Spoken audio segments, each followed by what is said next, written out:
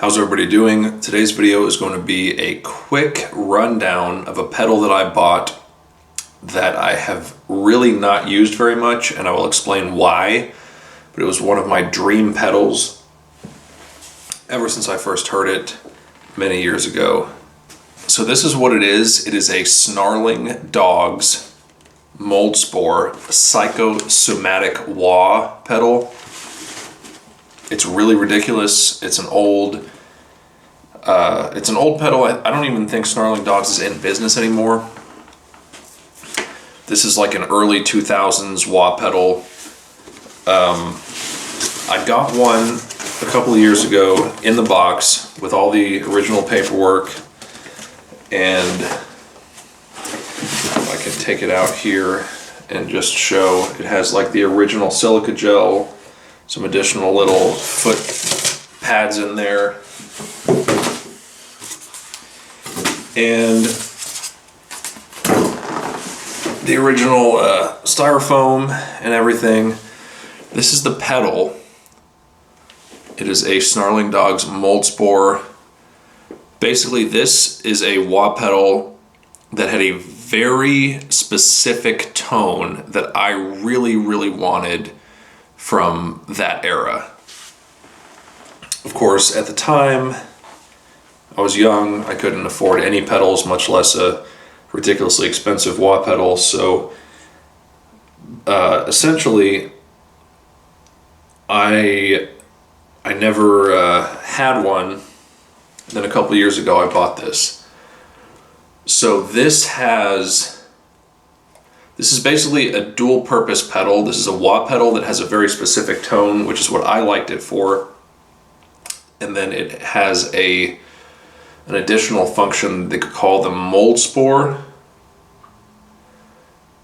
which has some settings in here that I really haven't explored. And this is really heavy. It's heavy duty.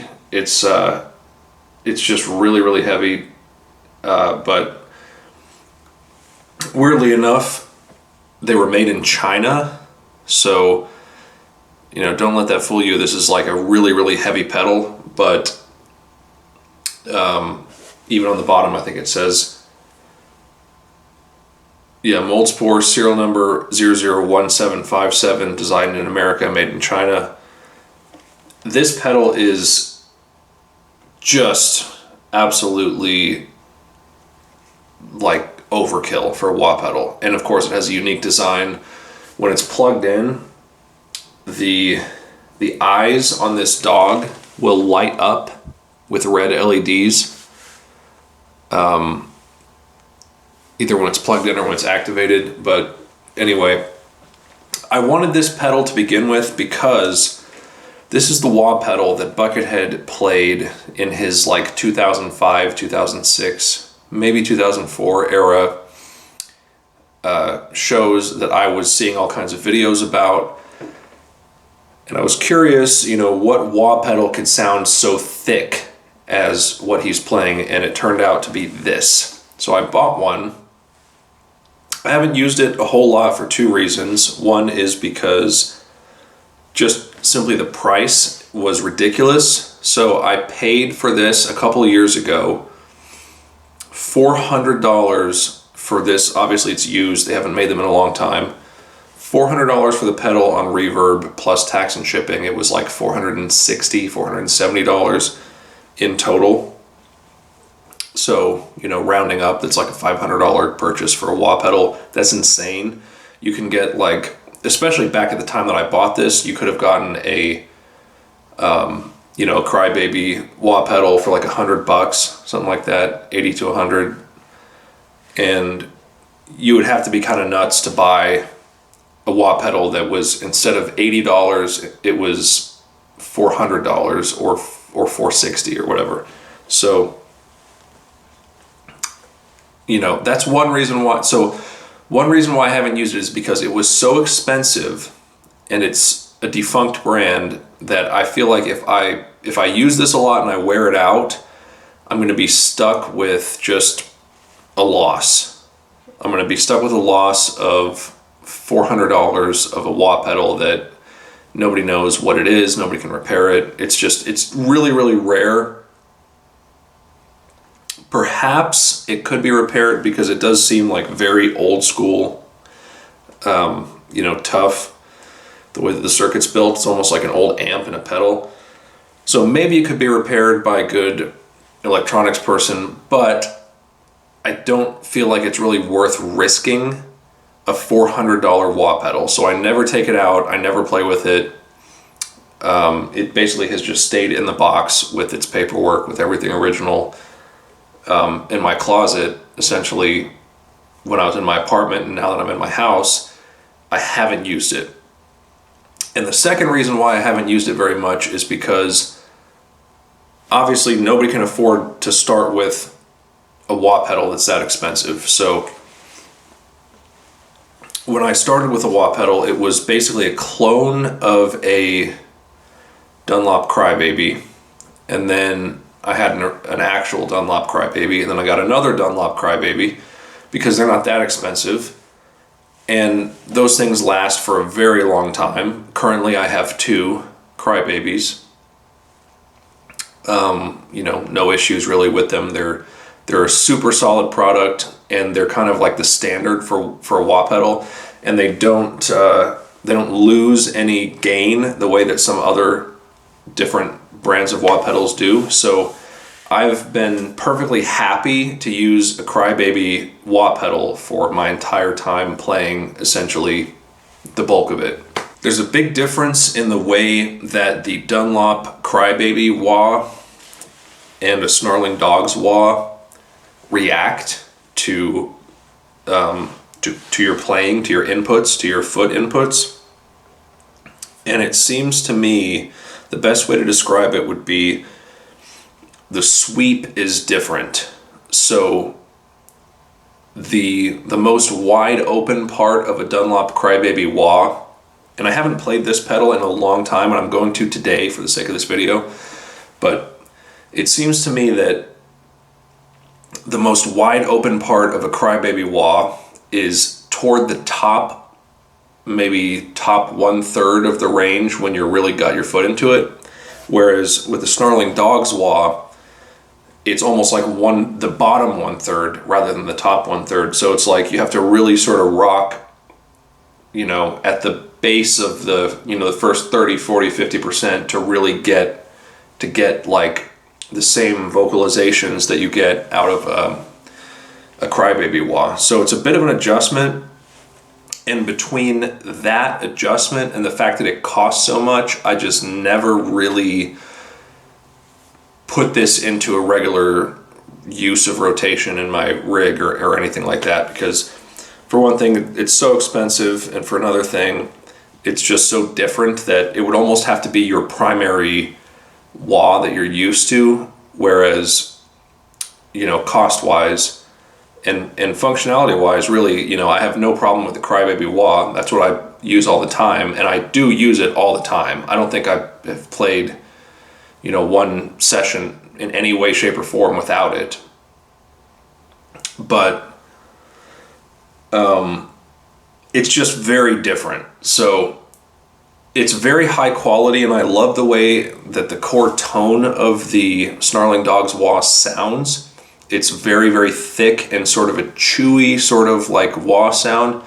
But once you're used to a Crybaby, the reactiveness of it is very different, and the cost, of course, you don't want to like take a pedal out that's going to like, a lot of people buy a guitar for $400, much less a wah pedal. So you don't want to take that out, risk it getting damaged or whatever.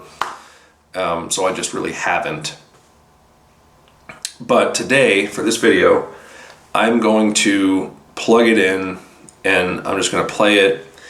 And I might explore a little bit of the other functions of it and sort of make a determination as to whether I want to keep this pedal or whether I want to get rid of it, sell it to somebody else who could actually be using it, because this is an item that is really nice. It's a really high quality boutique pedal. It's the nicest pedal I've ever had. It's more expensive than my Digitech Whammy pedal was.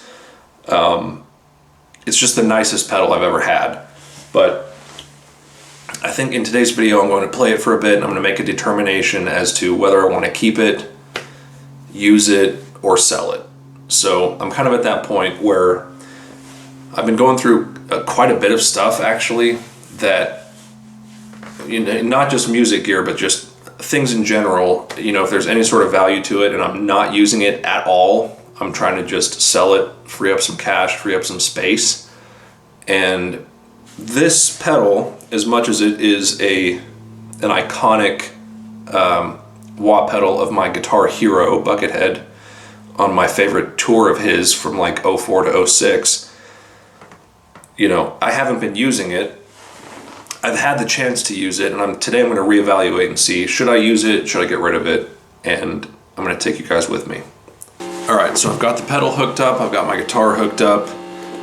Basically, so it turns out if the wah is activated, the left eye of the dog will light up, and if the mold spore function is activated also, the right eye of the dog will light up.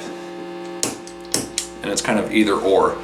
So I don't really remember what the mold spore function is. I'm gonna start off with the wah function. As you can hear, it's pretty effective, thick sort of wah.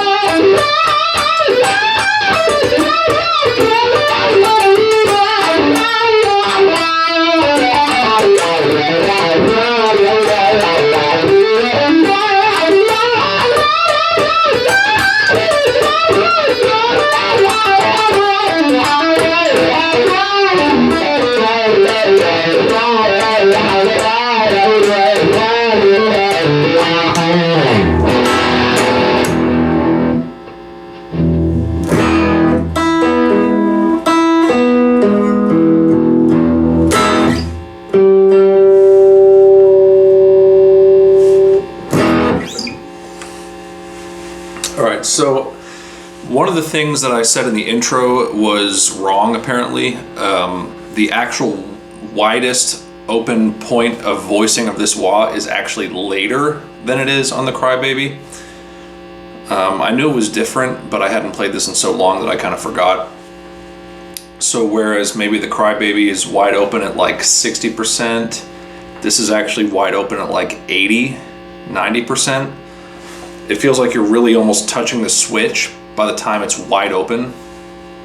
So that was the opposite of what I said earlier.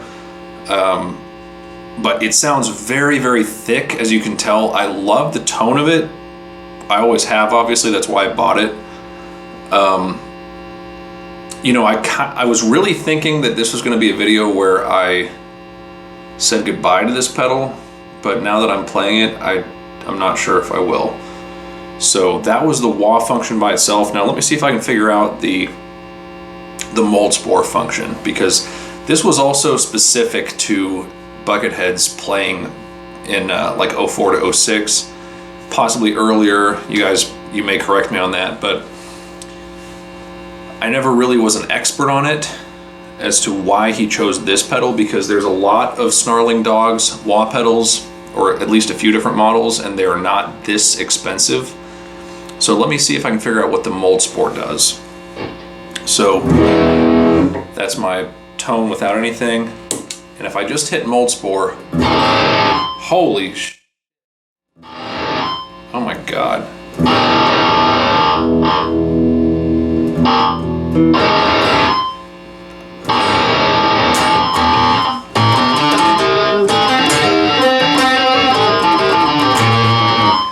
Well, that's obviously extremely pronounced.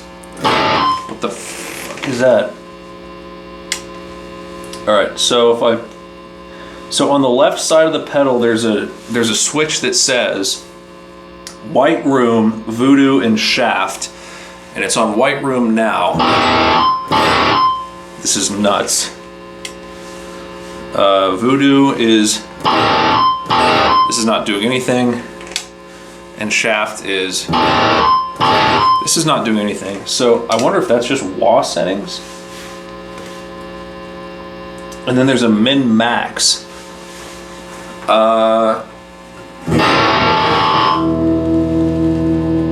If I move it to min, this is not making any difference. I wonder if just the left side is wah controls and the right side is Moldspur controls. This is nuts, this sound. So let me see what the hell's going on the right side. So there's something that says Freak Sweep. If I engage it, oh my God. So there's a button that says Freak Sweep, and all the way back is this.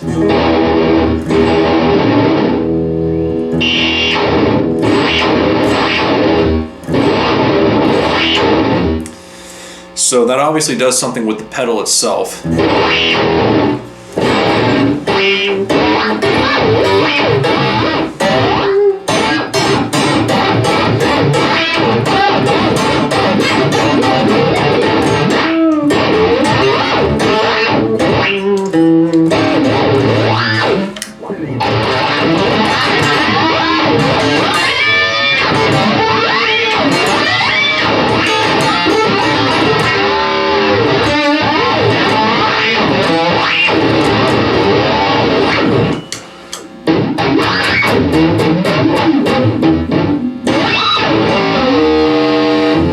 I accidentally hit both.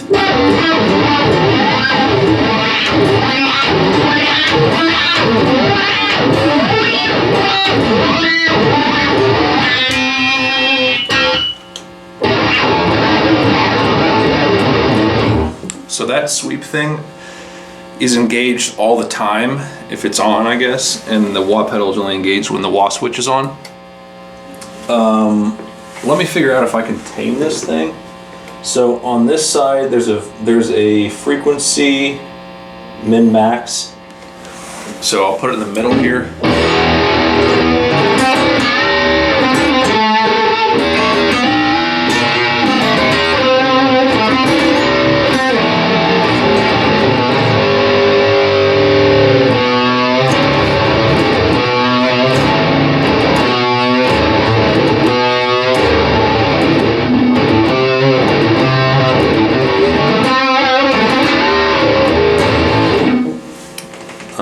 Let's see, min is this, and max is this. Oh.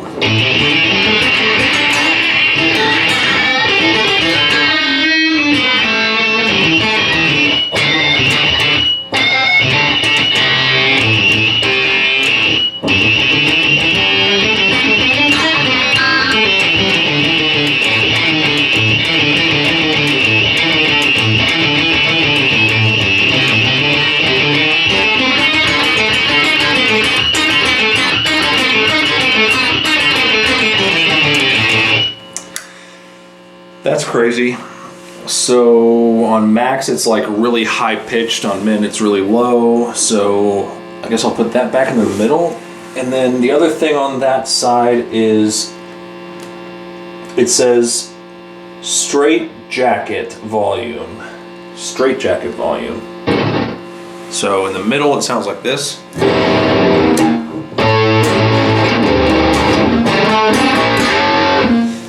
On the low, it sounds like this.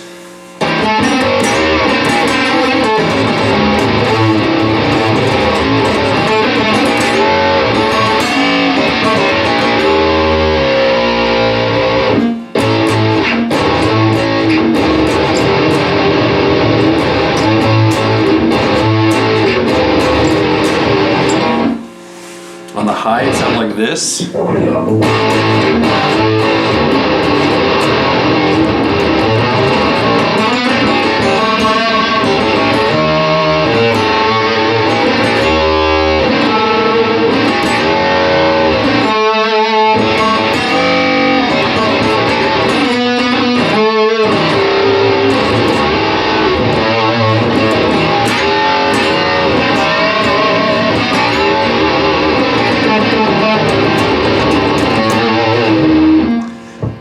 Pretty weird. Put that back in the middle. And then the last thing says psychosummation. And that is, I'm going to start with that on low because this pedal's really wild. Oh, maybe that's this thing I needed the whole time.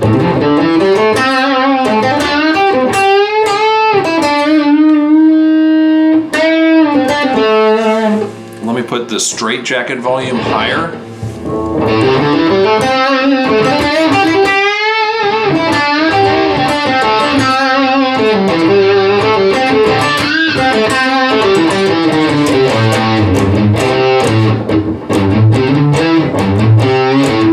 Okay, so the psychosummation is apparently the name of this entire effect, is what I'm gathering. So if I put that in the middle,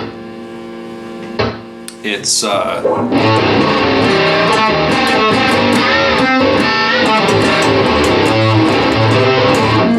if I put it all the way up, it's gonna go. Oh, that's.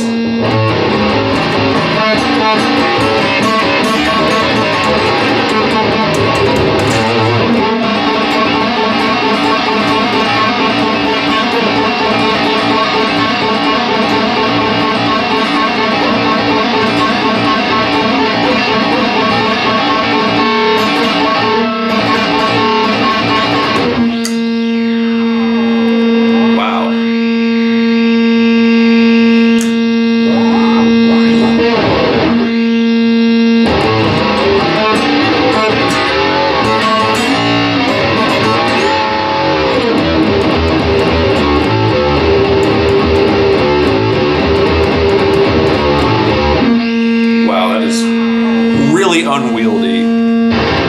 So let me put that back down to 0, and then I got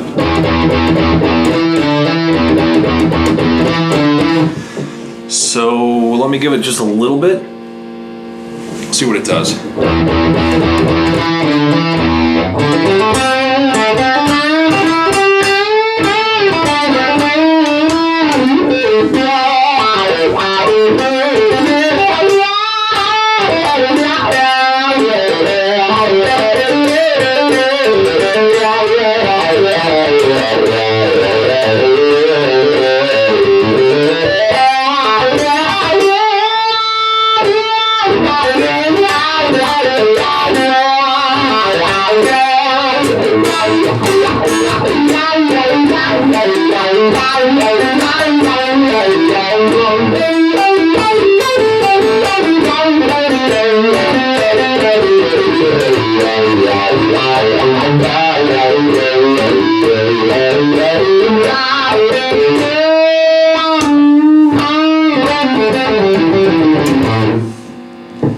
So that's like barely any of that effect on with the wah, obviously.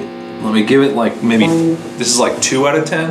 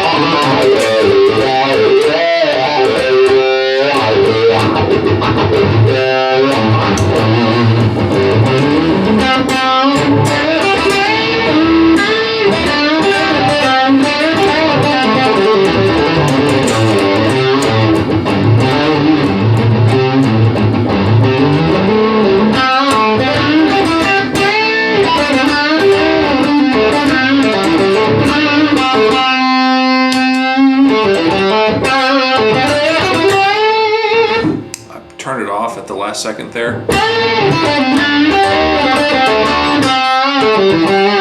Back on.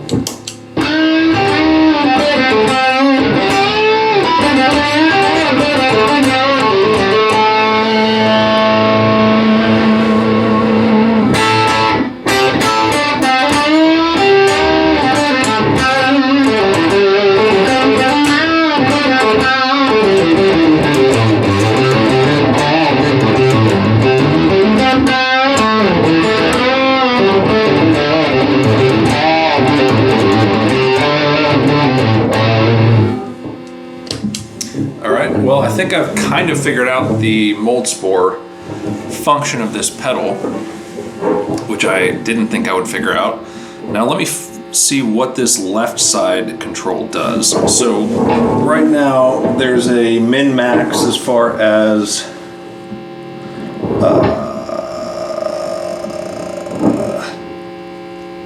I don't even know what to call it, it just says min-max. There's also a switch on the left which says high and low. So it's currently out, which would be high, and it sounds like this.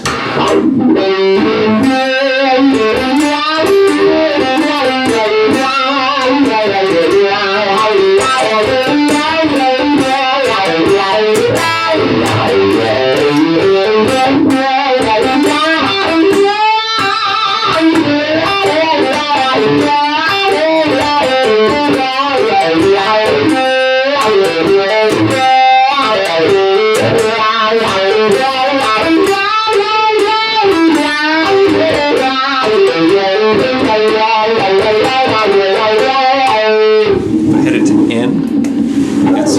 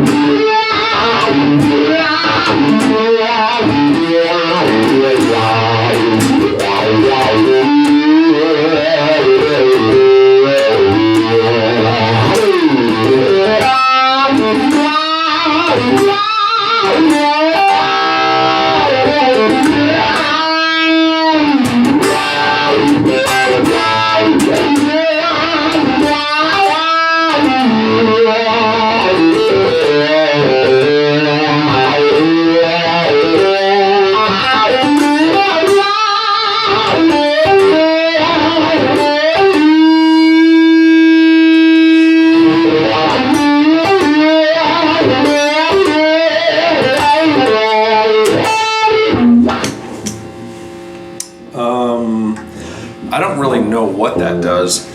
I just like it more in the high position than the low position, I guess. So right now that's on white room, and then I turn it up one, and it goes to voodoo.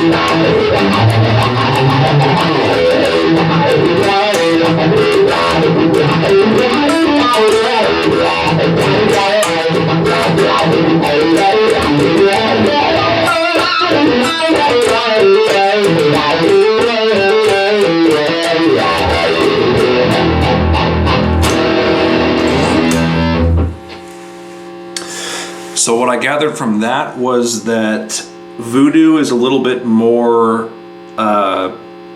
cuts a little bit more low end than the White Room setting. And I actually prefer the White Room setting. So the last thing is Shaft, and I don't know what that means. I could imagine White Room, you know, Voodoo, what does that mean? But I don't know what Shaft means. So let me compare here.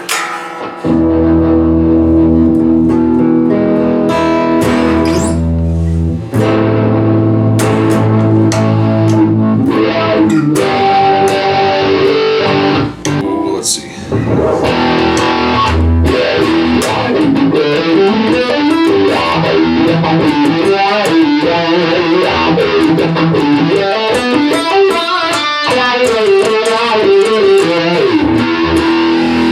Shaft.